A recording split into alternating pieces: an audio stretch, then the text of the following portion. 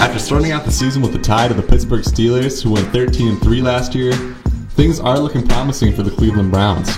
But what record is the ceiling for the Browns this year? The Browns certainly added much more skill to the roster than they've had in previous years, and this season will be exciting for them for that reason. They added 2 acceptable quarterbacks with number 1 draft pick Baker Mayfield and Tyrod Taylor, who brought the Bills to the playoffs. They added Jarvis Landry, Carlos Hyde, Nick Chubb, and Josh Gordon, who will allegedly be returning to the Browns for a full season for the first time since 2013. From an offensive talent perspective, they appear to be at least average to slightly above average for an NFL roster, with the idea of Josh Gordon and Jarvis Landry being one of the premier wide receiver combos of the league. Here's what the Browns did not change from last year: their head coach. Hugh Jackson currently holds a head coaching record of 9-39-1 after last week's tie with the Steelers, and he happens to be the guy in charge of the team. Their defensive coordinator from the 0-16 team has not changed, and he happens to be the guy who is paying bounties to injure the opposing team's players as the New Orleans Saints defensive coordinator, which we have all apparently forgot about. Todd Haley was hired as the new offensive coordinator this offseason. Since 2012, he has been the offensive coordinator of the Pittsburgh Steelers.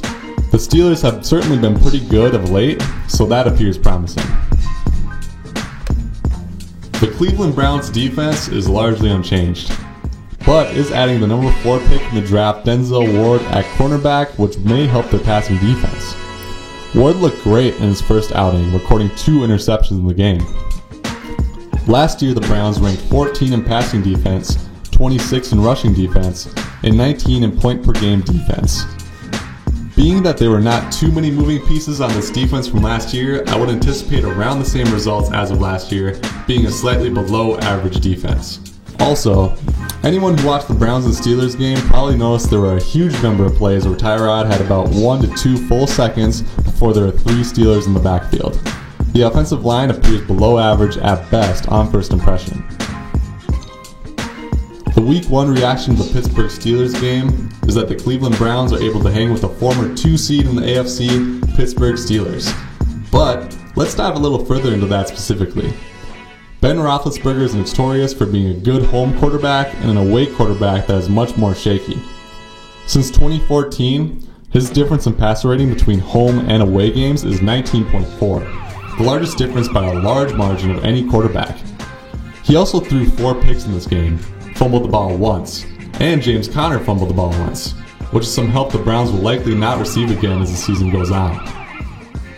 So, how good will the Browns be? Well, historically it would be a stretch to see them improve to 8-7-1. In the entire history of the NFL, there have been only 9 teams who have improved their record by over 8 wins, which is what the Browns would have to do to meet this goal. In the past 10 years, only 3 teams have improved their record by over 8 wins. Will the Cleveland Browns be the 4th? I find it unlikely.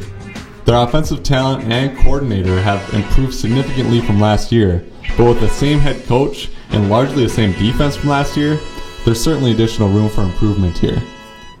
Their schedule isn't necessarily a week-to-week gauntlet, but they will be tested as they have games against the Saints, Chiefs, Falcons, and Steelers, which are all playoff teams from last year, along with games against the Carolina Panthers and fully healthy Houston Texans, who both have significant playoff team potential. Their over-under in Vegas is 5.5 wins, which is right around where I imagine they'll be this year. Things are looking up for this franchise, and they certainly appear to have a few key rebuilding pieces, including Jarvis Landry, a sober Josh Gordon, and a potential franchise quarterback in Baker Mayfield. I just don't believe this is the year they would crack 500 by any means. But what do you guys think? Will the Browns make the playoffs? Will they go 0-15-1?